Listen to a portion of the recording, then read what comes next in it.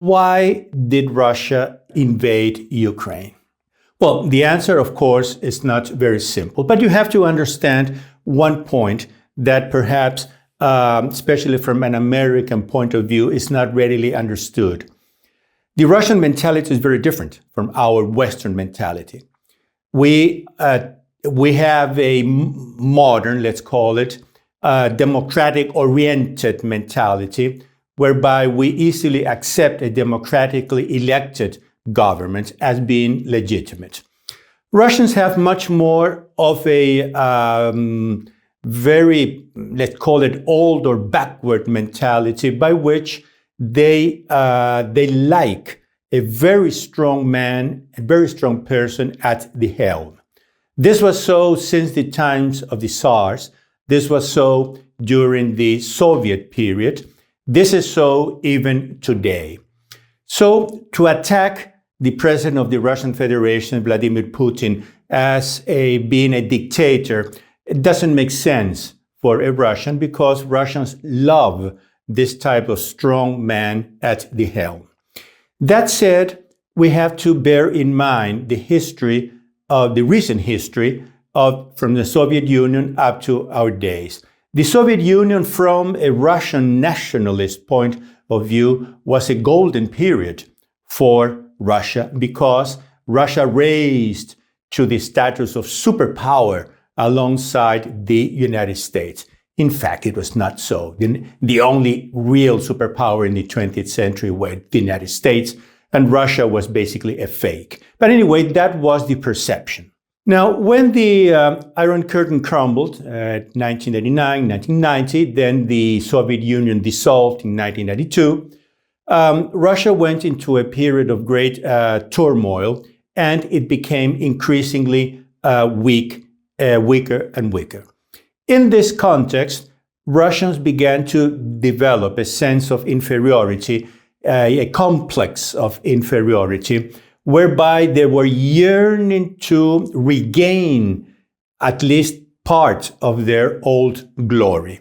And this is where Vladimir Putin comes in. I would later tell you a bit of the story of this person.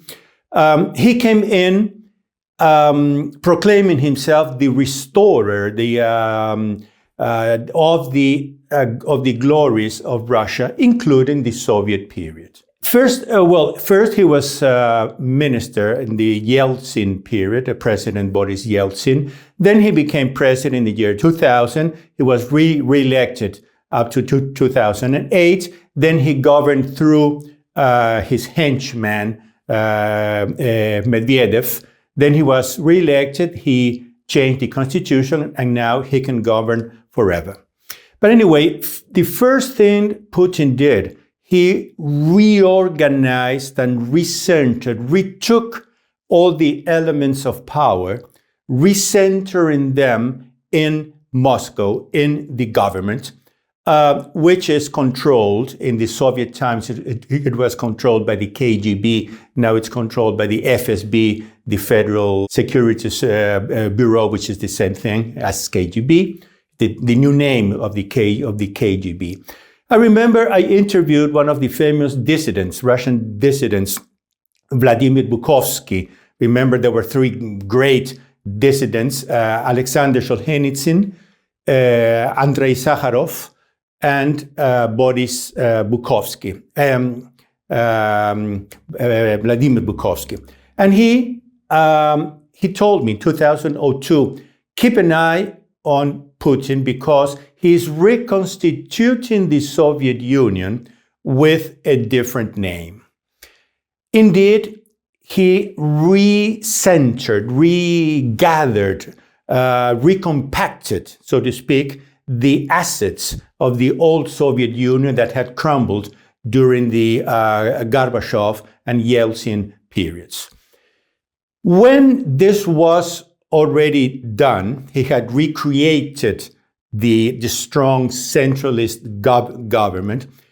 Then he launched the imperial dream of Russia. He relaunched the imperial dream of Russia, that is, Russia regaining its status of superpower. Now, to regain its status of superpower, the very first thing that he needed was to regain control of the countries that had broken away from the Soviet Union, that had broken away from the Warsaw Pact.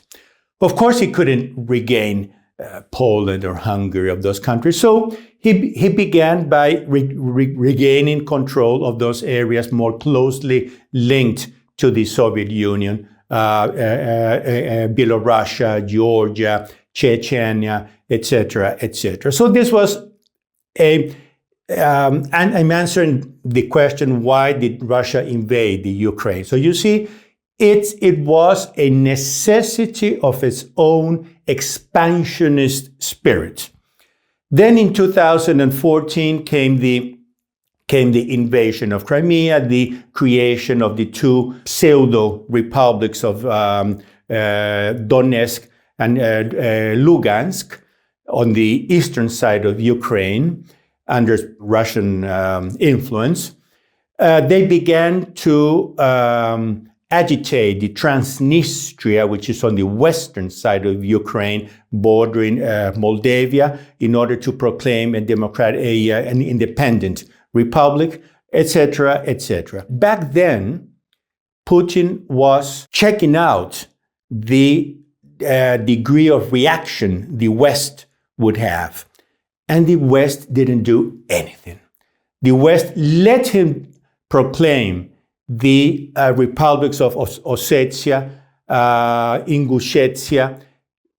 The West let him take over Crimea, proclaim the republics of Donetsk and Lugansk, agitate the Transnistria, etc. So he became sure that the West would not react in the next step of his imperialist expansion, which was, of course, Ukraine. First point, the invasion of Ukraine is perfectly within the strategic view of Putin, the strategic view of this new Russia that he wants to create.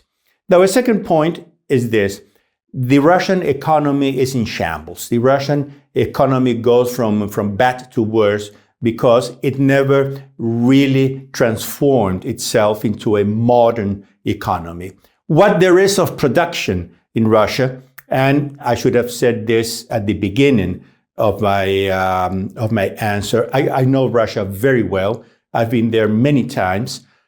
We from Italy, with the campaign Luci sull'Est, Lights Upon the East, we have dozens of projects going on in Russia. So it's a situation that I know very well. And I can tell you what works in the Russian economy is basically because of Western influence. Now, when things go bad at home, what do? You transfer the attention of people towards foreign